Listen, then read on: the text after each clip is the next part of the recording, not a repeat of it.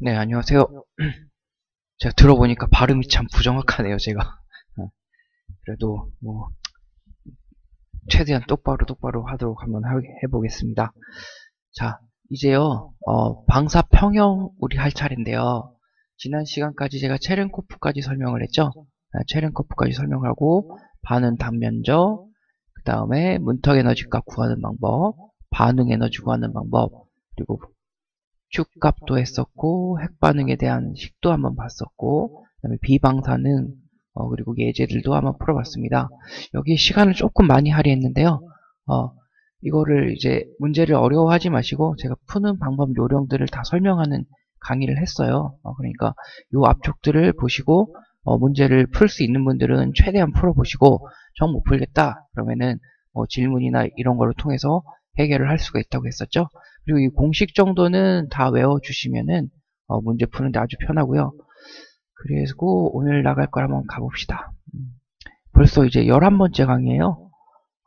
온라인 강의가 계속 이어지는데요. 11번째 강의인데 그래도 한번 열심히 해주셔서 감사하고요. 계속 한번 해봅시다. 자, 방사평형에 들어왔습니다. 자, 방사평형이란 단어를 제가 설명을 해드렸죠. 방사평형이란 걸 다시 한번 볼게요. 방사선 핵종이 이제 무슨 말인지 알아야 돼요. 방사선 핵종이 무슨 뜻인지. 그리고 연속적으로 붕괴하고 있을 때 계속 붕괴를 하니까 방사선이 계속 나오고 있는 상태예요. 그리고 친핵종의 이건 엄마 핵종이죠. 처음 핵종의 반감기가 딸 핵종의 반감기보다 길 때 어떤 일정 시간 경과 후 방사능과 원자수의 비가 같아지는데 이거를 방사평형이라고 했습니다.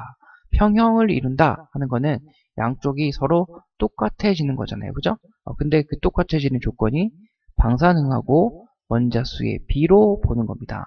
그래서 X1이라는 친핵종이 X2라는 양핵종이 있는데 X2가 반감기 첫 번째와 두 번째 얘네들이 같아지는 관계 그리고 여기가 N2 두 번째에 이제 원자수의 비겠죠?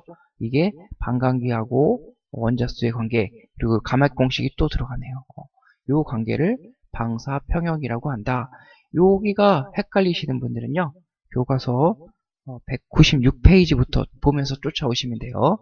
196페이지에 있고 제가 지난 시간에 요거에 대해서 조금 설명을 해드렸습니다. 그리고 정말 이해가 안 간다. 그러면은 얘네 버리셔도 됩니다. 이 뜻만이라도 알아주시면은 방사평형을 이용하는데 도움이 되세요. 괜히 이 식 때문에 주눅이 들어서 내용을 버리시면 안 돼요. 그리고 자, 광사평형에는 세 가지 정도가 있어요. 그냥 아니 뭐 크게는 두 가지로 봐도 되겠네요. 영속평형이라는 거하고 과도평형이라는 게 있는데 첫 번째 보는 게 이제 과도평형입니다. 이거를 일시평형이라고도 얘기합니다. 트랜지언트 이퀄리브리엄이라고 하는데요. 친핵종의 반감기가 딸핵종 반감기의 7배에서 10배인 경우 이건 꼭 정해진 건 아니지만 이 정도 되는 경우에 여기 반감기하고 붕괴상수에 비해요. 이때 일어나요. 언제 일어난다고요? 친핵종의 반감기가 딸핵종 반감기의 7배에서 10배인 경우에 일정 시간이 지나면 당연하겠죠. 어떤 핵종이 있는데 걔가 시간이 지나면서 친핵종하고 딸 핵종의 원자수 비 또는 방사능 어떻게 보면 같은 말이죠.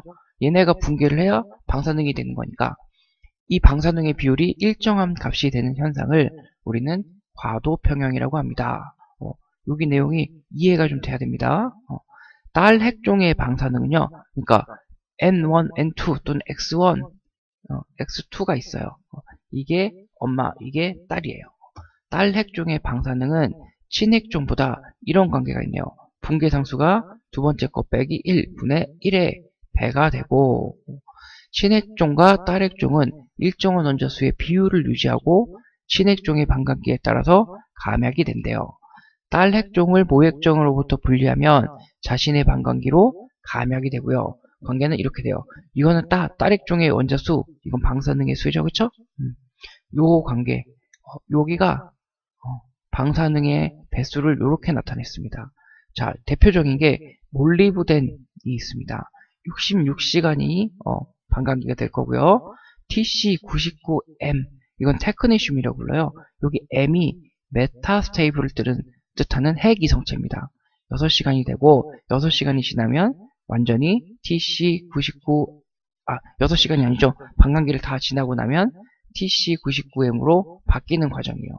그리고 바륨, 란타늄. 바륨 같은 경우에는 12.8일 정도 되는데 란타늄은 140시간 정도 돼요. 그리고 이게 C140으로 바뀌더라. 이런 관계가 과도 일시평형입니다. 그리고 자, 과도 일시평형을 예제로 한번 볼게요. 아래 일시평형에서 첫 번째 모핵종하고 낭핵종, 엄마와 딸의 B는 얼마가 될까요? 자, 바륨하고 이렇게 있었죠. 베타 분계를 했네요. 베타 분계를 하고요.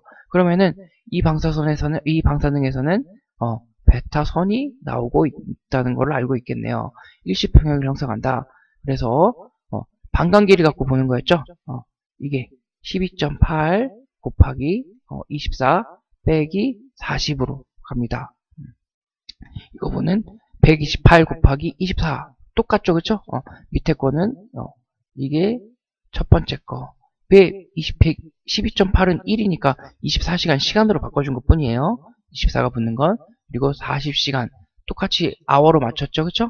그러니까 얘네 둘을 이거 빼기 이거 분의 이거였으니까 람다 두 번째 빼기 람다 원분의 이렇게 나타냈었죠, 그쵸? 요거를 그대로 넣은 거예요. 반감기로 계산을 했죠? 요식 그대로 넣으시면 돼요. 그러면은 일시평형은 과도평형이라겠죠? 요거 비율은 여기 반감기들만 알면은 비율은 1.15가 되겠네요. 금방 나오는 거죠? 요거 별로 어려운 거 하나도 없어요. 그리고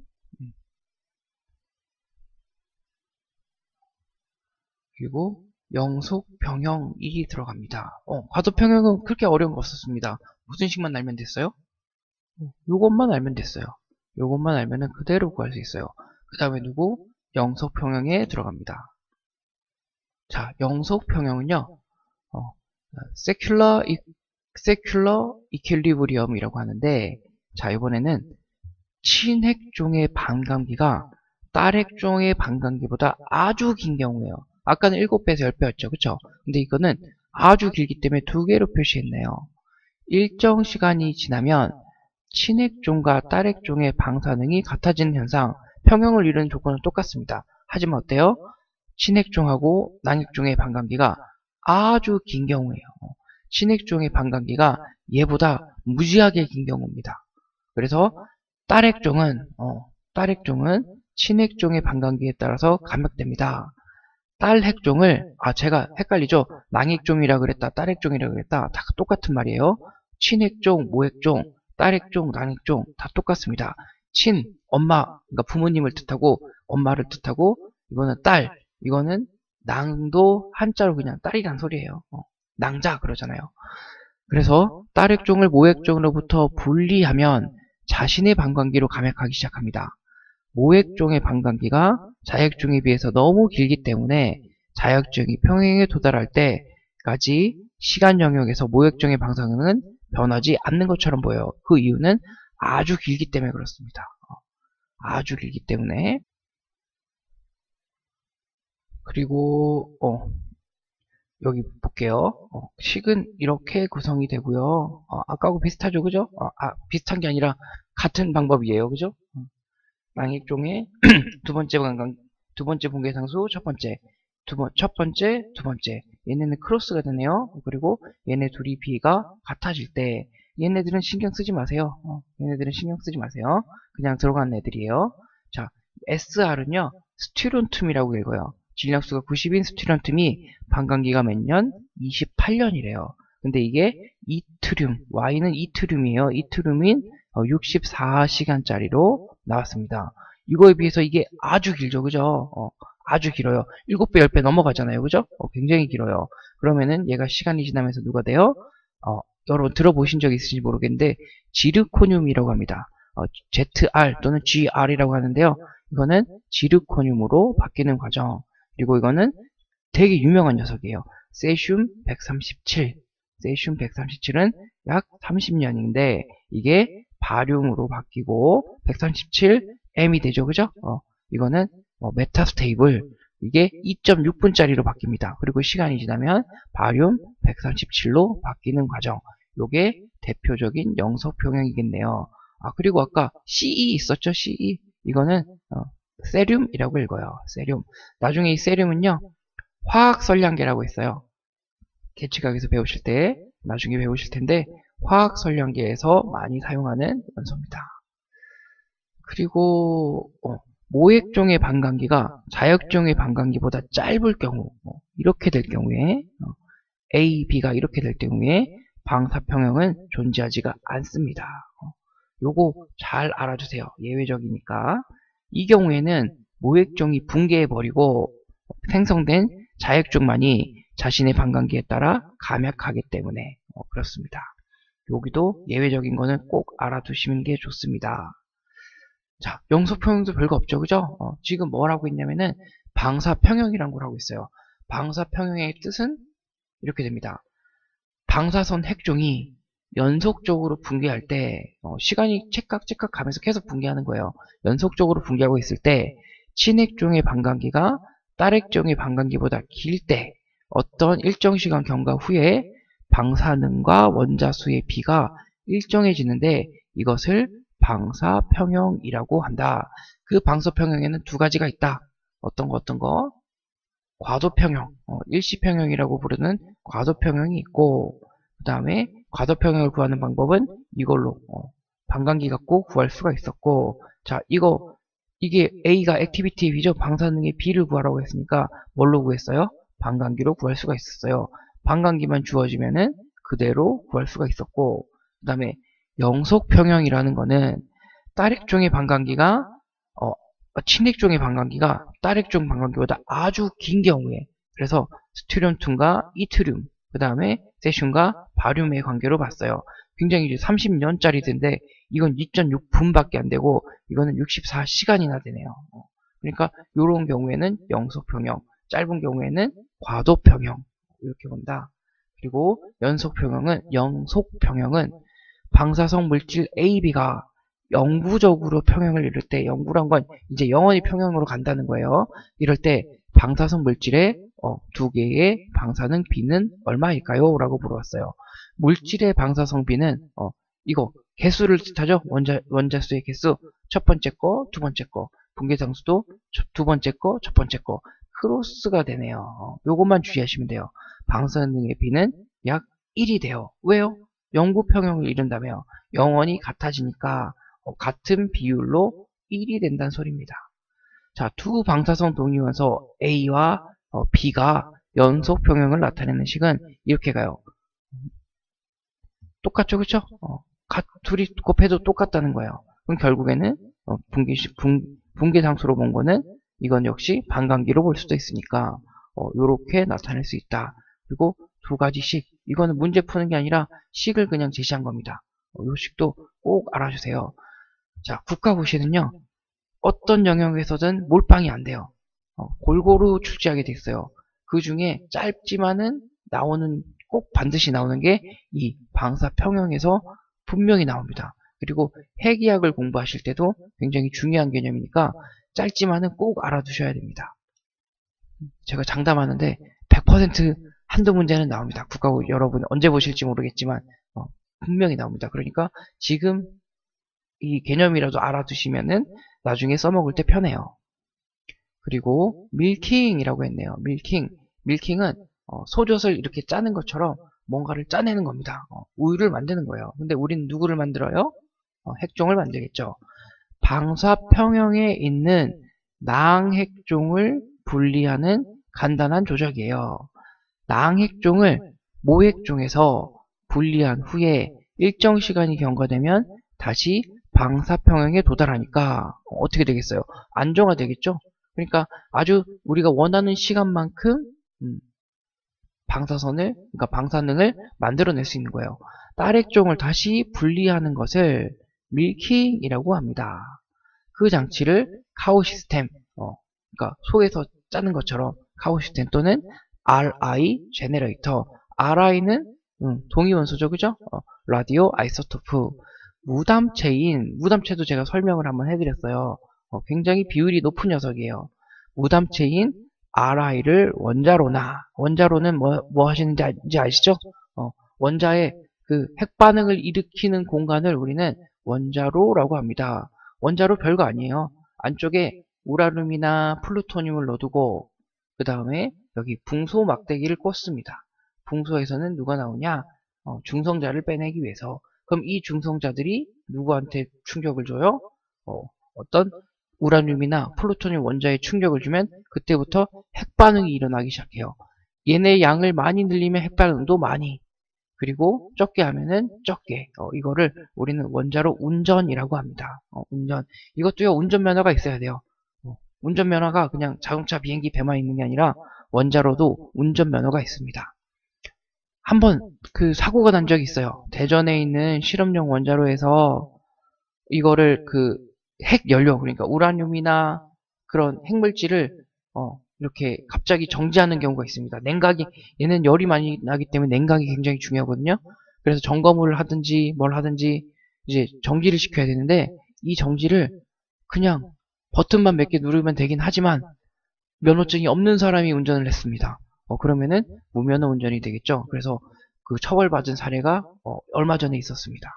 그래서 원자료나 이런 것도 그 나중에 관심이 있으신 분들은 점점 나가게 되면은 뭐 우리 영역에서는 크게 없지만은 정말 누가 하나 관심이 있으시면은 이런 쪽을 공부하는 것도 굉장히 좋아요. 이거 면허증 따시면은 원자력 발전소나 이런 연구소에서도 일을 할 수가 있으세요. 하지만 좀 어렵대요. 많이 어렵대요. 그런데 뭐 뜻이 있으면 길이 있겠죠. 아무튼 그건 중요한 게 아니고, 원자로나 가속기로부터, 가속기는 누구예요? 어떤 입자를 가속시켜서 높은 에너지를 얻는, 높은 방사선 에너지를 얻을 수 있는 장치가 가속기입니다. 원자로나 가속기로부터 멀리 있는 곳에서 쓸 수가 있어요. 즉 딸핵종의 반감기를 어미핵종의 반감기를 늘려서 쓸 수 있는 효과를 줍니다. 자, 원자로나 가속기로부터 낭핵종을 분리했습니다. 그런데 얘가 금방 없어지거나 아니면 여기 이쪽에서 만들었는데 실제로 쓰이는 장소는 만약에 100km 떨어져 있습니다. 뭐 헬리콥터로 가거나 굉장히 빠르게 가면은 금방 도달하겠지만 차로 이렇게 이동을 한다. 그러면 시간이 걸리겠죠. 그러면은 여기까지 갔는데 반감기가 더 끝나고 다 넘어가서 아예 못 쓰게 됐어요. 그러면 안 되겠죠. 그러니까 우리가 시간을 정할 수가 있다는 거예요. 물론 뭘로 만들어서 이렇게 밀킹을 통해서, 즉 딸핵종의 반감기를 어미핵종의 반감기로 늘려서 쓸 수 있는 효과를 줍니다. 낭핵종은 주로 굉장히 짧았어요. 시간이 비교적 짧습니다. 근데 이거를 누구로 쓸 수 있다고요?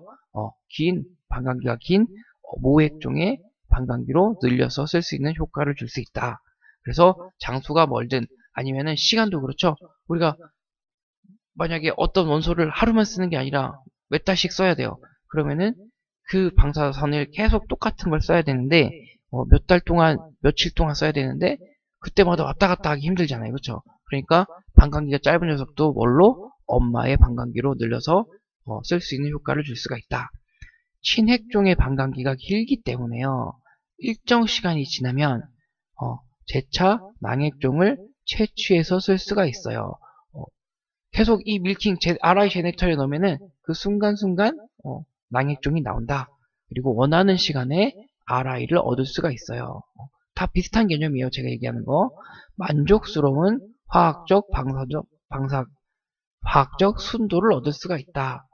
자, 부담체란 말을 기억나시는지 모르겠어요. 기억 안 나시면 찾아가 보시고 똑같은 방사능이라도 이 방사능이 순수하냐 아니면은 방사량이 많냐 아니면 순수하지 않느냐 그거에 따라서 효과가 달라지거든요.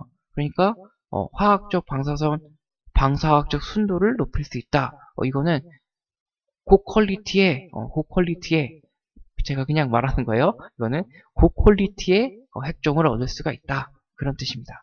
그리고 딸 핵종의 방사능이 최대가 되는 시간, 반감기가 맥스가 되는 시간은 이렇게 구할 수가 있어요. 이걸로 여러분한테 강요하지 않습니다. 이거 계산해갖고 막 해봐! 그러지 않아요. 그러지 않으니까 한번 눈으로 한번 보시고 관심 있는 분들은 책을 통해서 보시면은 조금 더 도움이 될 거예요. 그리고 처음 읽으면 당연히 이해 안 돼요. 읽는 시간도 오래 걸리고 제가 어떻게 하라 그랬어요? 반복을 하는 수밖에 없어요. 많이 읽어보시고 관심을 가져주십시오. 자, 그리고 두 번째, 밀킹. 대표적인 제네레이터로 RI 제네레이터 뜻하는 거예요. 자, 아까 나왔던 예시가 나오네요. 몰리브덴을 TC로 99, 테크네슈 99, M 상태, 메타스테이블한 상태로 만드는 제네레이터가 있는데 무담체이거나 높은 비방사능의 이거는 산소죠. 산화 몰리브데넘입니다. 산화 몰리브데넘. 이거를 알루민 기둥이에요. 알루미늄에 흡착시켜두면 그 낭핵종인 산화 테크네슘이 생겨 일시 방사 평형 상태가 되는데, 자, 아까 방금 기억나시나요? 얘는 6시간 정도. 몰리브데넘은 며칠이었어요? 다시 생각 안 나면 보면 돼요. 몰리브데넘 이거는 66시간, 한 11배 정도 차이가 나죠. 그죠? 11배 정도. 그러니까 이게 절대적이진 않다 그랬죠? 요 정도 차이가 나게 만들 수가 있어요. 목소리가 점점 갈라지네요. 잠깐만요.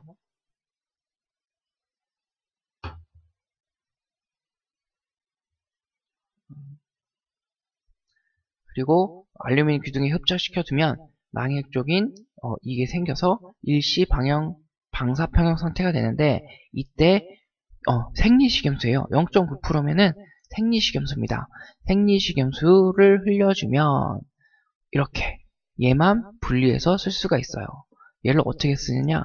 핵의학에서 씁니다. 뉴클리어 메디신이라는 NME 핵의학과 약자거든요. 핵의학과에서 주로 얘는 출혈이 있는 부분, 만약에 위에 출혈이 있어요. 그럼 그쪽에 가서 붙어요. 주로 혈액에 많이 반응을 합니다. 물론 거기에만 쓰는 게 아니지만, 그럼 6시간 동안만 또는 최대 12시간 동안만 얘는 뭘 하겠어요? 6시간은 반감기니까 12시간 동안만 인체에 방사선을 주는 거예요. 인체에 방사선이 들어가니까 몸에서 방사선이 나오겠죠. 그거를 감마 카메라 또는 CT 카메라, 사람이 이렇게 TC99M을 RI, 그러니까 그러니까 정맥주사로 넣던지, 정맥주사로 TC99M을 이렇게 사람 몸에다 넣어요. 그러면은 12시간 동안 얘는 계속 방사선을 방출합니다. 감마선을 계속 방출하면 얘가 그거를 읽어요. 그래서 어떤 부분에 어떤 이상이 있겠구나. 왜요? 얘는 어떤 특정 부분에, 특히 혈액에 관련된 부분, 장출혈이 났다, 또는 위에서 출혈이 있다, 또는 뭐 스플린 같은데, 스플린은 여러분 뭐라고 하시나요?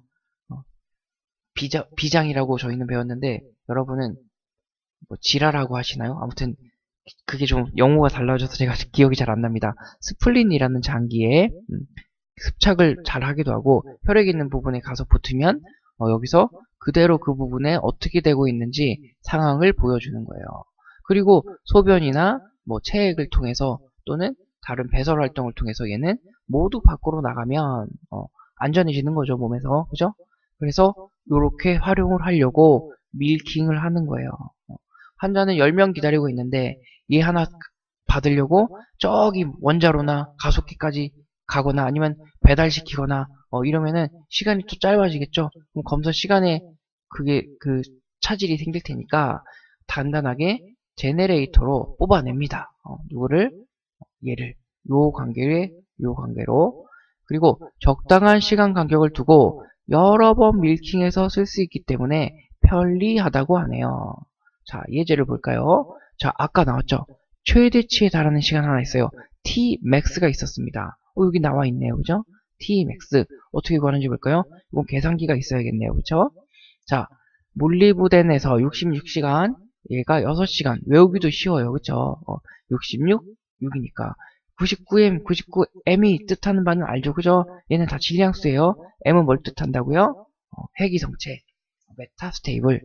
준 안정 상태라는 거예요.